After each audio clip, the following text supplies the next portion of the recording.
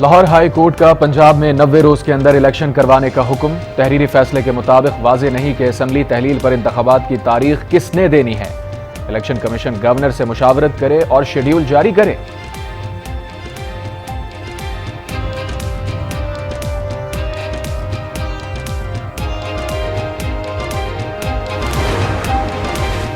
انتخابات کروا کے حکومت منتخب لوگوں کو منتقل کی جائے۔ رہنما پی ٹی آئی فواد چودھری کا مطالبہ۔ ٹویٹ کیا، ملک کے مستقبل سے کھیلنا بند ہونا چاہیے۔ مسرت جمشید چیمہ کہتی ہیں، عدالتی فیصلے سے امپورٹڈ ٹولے کے الیکشن سے فرار کے راستے بند ہو گئے۔ پی ڈی ایم ٹولے نے فیصلے کو خوش دلی سے قبول کیا ہوتا تو ان کے گھروں میں صرف ماتم نہ بچھی ہوتی۔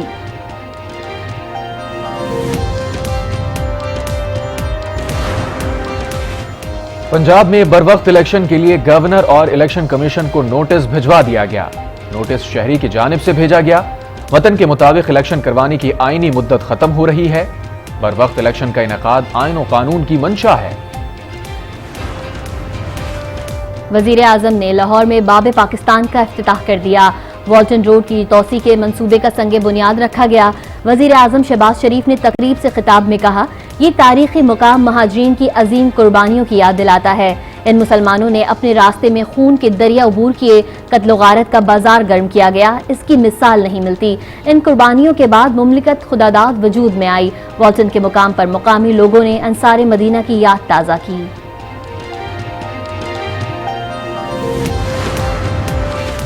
حکومت کے 110 کروڑ اس منصوبے میں دفن ہو چکے ہیں۔ سیمنٹ کا ایسا کنکریٹ کھڑا کیا گیا جس کا کوئی مقصد نہیں تھا۔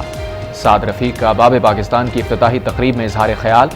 کہا، وزیر اعظم نے فیصلہ کیا کہ منصوبے میں امپورٹڈ مٹیریل نہیں لگے گا۔ یہ یادگار بنانے کا منصوبہ نہیں ہے۔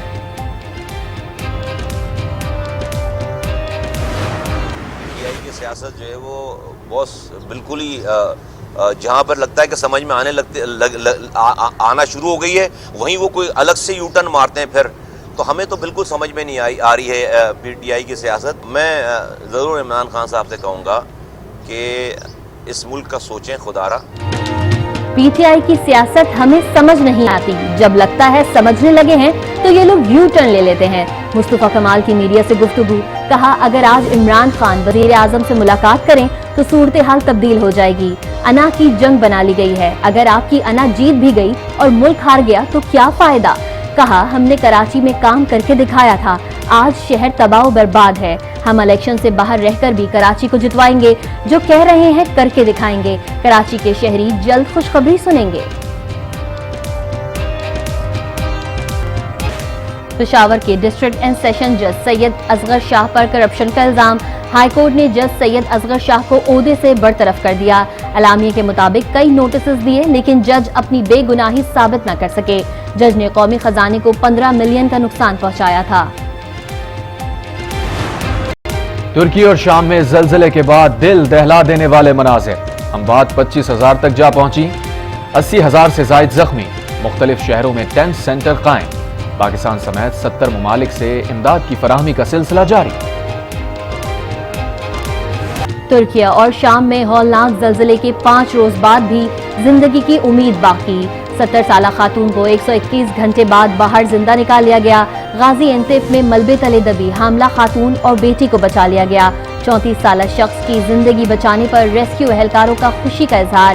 موبائل فون سے بھتیجے کو پیغام بھیجا کہ ملبے تلے شخص کی جان بچا لی۔ ملبے تلے دبے 33 سالہ نوجوان کا کزن کو میسج موصول۔ ریسکیو ٹیموں نے مقام کا تعین کر کے باہر نکال لیا۔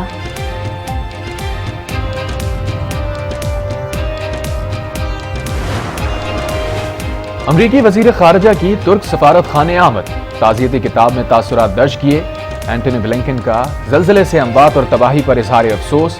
کہا، امریکہ اپنے اتحادیوں کے ساتھ مل کر ترکی کی تعمیر نو کرے گا۔ ملک کے بالائی علاقوں میں برفباری، سردی کی شدت میں اضافہ ہو گیا۔ دیر بالا میں برفباری کا 10 سالہ ریکارڈ ٹوٹ گیا۔ انتظامیہ کا شاہراہوں سے برف ہٹانے کا کام جاری۔ مقامی افراد گھروں کی چھتوں سے برف ہٹانے میں مصروف۔ آزاد کشمیر میں برفانی تودے گرنے سے بند ہونے والی سڑکیں تاحال بحال نہ ہو سکیں۔ وادی نیلم اور وادی لیپا کا زمینی رابطہ 3 روز سے منقطع ہے۔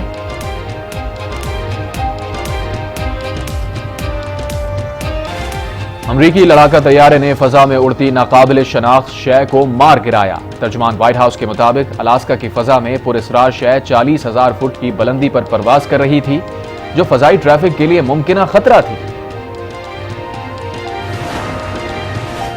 अमरीकी रियासत इंडियाना में FBI की अमरीकी नायब सदर माइक पेंस के घर की तलाशी, खुफिया दस्तावेज बरामद कर ली। कार्रवाई गुज़िश्ता माह नायब सदर के घर से मिलने वाले खुफिया दस्तावेजात मिलने की पैरवी के तहत की गई।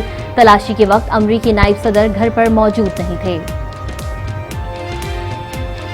भावलपुर के सहराए चोलिस्तान में डेजर्ट जीप रैली, राइडर्स सहरा में स्टॉक कैटेगरी में महारत का लोहा मनवाएंगे। राइडर्स को 235 किलोमीटर का ट्रैक अबूर करना होगा। स्टॉक कैटेगरी की रेस में आज 77 गाड़ियां हिस्सा लेंगी।